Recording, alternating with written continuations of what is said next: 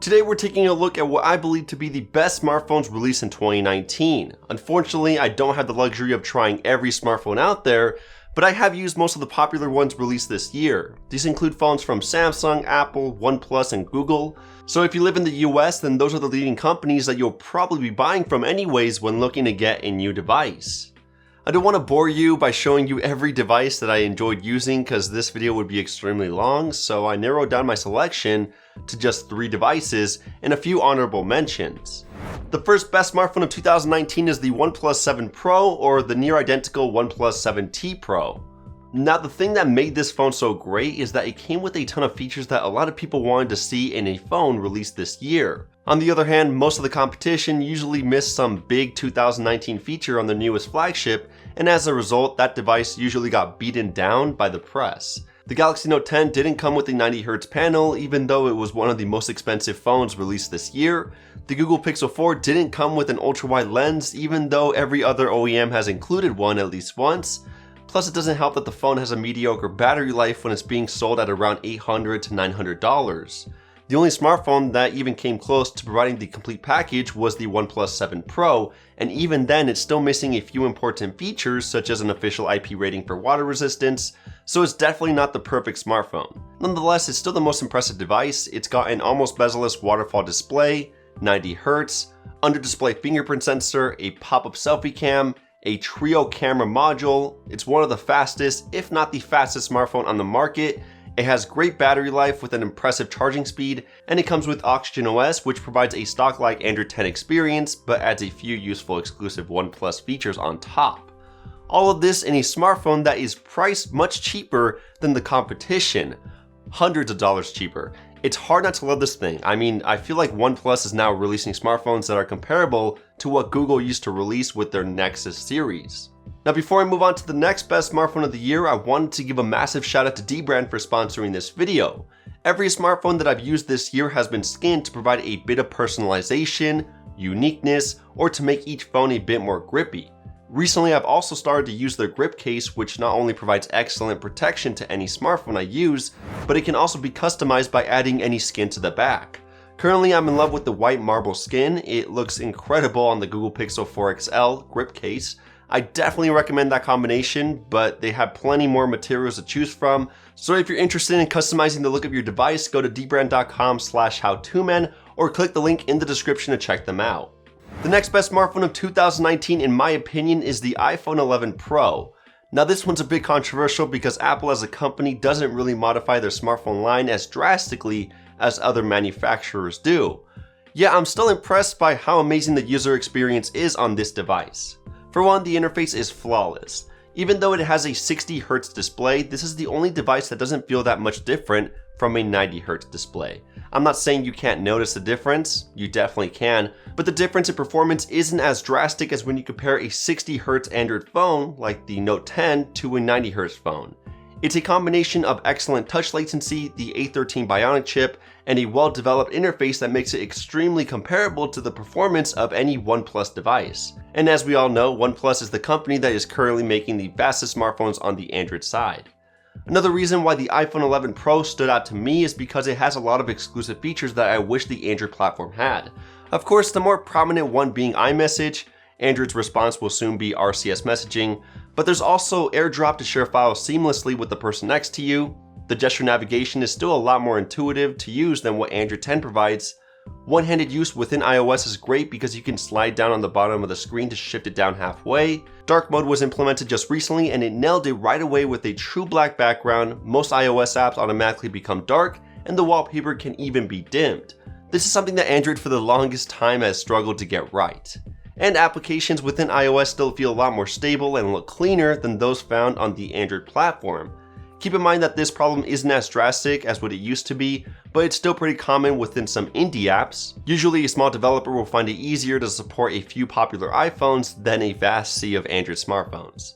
Lastly, this was just a great year for the iPhone. I mean, it may not be the most feature-packed phone of the year, but with almost every feature found on this device, Apple nailed it out of the park. It's got great cameras with a trio combo, Face ID is extremely secure and fast to unlock, the battery life is extraordinary, it's one of the longest lasting batteries I've used in a while, comparable to the Galaxy Note 10 Plus, The performance is extremely fast, and the software comes packed with great exclusive features that make it stand out from the crowd. People may not like it because the design isn't that great and it looks almost identical to its predecessor, but when you give this phone a shot, it does provide a unique and flawless experience that doesn't give the average Joe a headache to use. I guess that's what makes this phone so special and why it's so popular. The last phone that I did believe deserves recognition this year is the Google Pixel 3a. It's so easy to throw this phone at the bottom of the list just because it doesn't have the fastest processor or the best looking display or the best specs on paper versus some $1,000 flagship that is obviously going to be way more feature packed. The Pixel 3a provides the best bang for your buck, and it's also not that hard to recommend since it has a starting price of just $400 or $480 if you get the XL model. This phone is literally just a combination of all the amazing features found within the Google Pixel 3 XL, and it has a few downgrades that aren't that big of a compromise to bring that price tag down. To give you a refresh on why you would want to buy this phone, it has one of the best smartphone cameras on the market since it's just a copy and paste of the rear camera found on the Pixel 3 XL. It has Google's beautiful software experience with the latest version of Android 10, and it comes with a headphone jack, which is rare nowadays. You would also think that since this phone is relatively cheap and doesn't have the latest Snapdragon processor or large amounts of RAM, that it'll be laggy and slow. However, that's not the case. True, it's not going to outperform a top tier flagship, but it also doesn't feel sluggish or slow. It's even pretty smooth and opens apps quickly. I mean, I wouldn't buy it to play graphic intensive games, but it's also not a bad option if I'm trying to send messages, respond to emails, use Google Maps, follow up on social media, you know, like the basic stuff. And it does have a few downgrades, including no official IP rating for water resistance or wireless charging. But at this price range, it's really rare to find these features on a smartphone, so I'll give it a pass. The Pixel 3a isn't a phone for everyone, but for the grand majority of people who don't care about the specs, want a decent performing phone, a fair battery life, and a great camera at a price tag that isn't going to cost them an arm or a leg, the Pixel 3a is the perfect recommendation. Those are the three main selections for the best smartphones of 2019, but I also have three notable mentions. The OnePlus 7T is first since it's a small step down from the OnePlus 7T Pro, but I do prefer the narrower display only because it makes the phone more comfortable to hold. And I do enjoy that it's flat only because a waterfall screen is a bit harder to grip. Other than that, for $70 more, you can get the OnePlus 7 Pro, which has a bigger and better resolution display and better battery capacity. The second honorable mention is the Galaxy Note 10 Plus. This phone does a lot right, but it falls a bit short in terms of expectations for the Samsung Galaxy Note series. As we all know, Samsung's Note series is usually the most expensive device of the year, but it's generally well worth the cash because it gets packed with every feature you'd want in a smartphone. This year it came with a head-turning design, big beautiful display, feature-packed software, fantastic battery life and charging speed, and an improved S Pen, but it also came with a few downsides that you wouldn't want from a $950 flagship. The rear cameras didn't do a great job in low light performance, the biometric unlocking speeds and recognition didn't feel as quick as most of its competitors. It doesn't have a heart rate sensor anymore, a headphone jack, or even a 90Hz panel, which is one of the main reasons why I didn't want to recommend this expensive flagship over my top three choices. It was so close to being the complete package, but it fell a bit short, in my opinion, this year. The final honorable mention is the Google Pixel 4 XL. Don't get me wrong, this is a great device that comes with a few fantastic features, but its compromises are way too big for me to recommend it. It has amazing performance, but there have been a couple of times where I have experienced some stutters. Not a good sign for the future since this phone just got released. The battery life is also below average on this phone. It doesn't have an ultra-wide lens, and it only has a max storage capacity of 128GB with no expandable storage.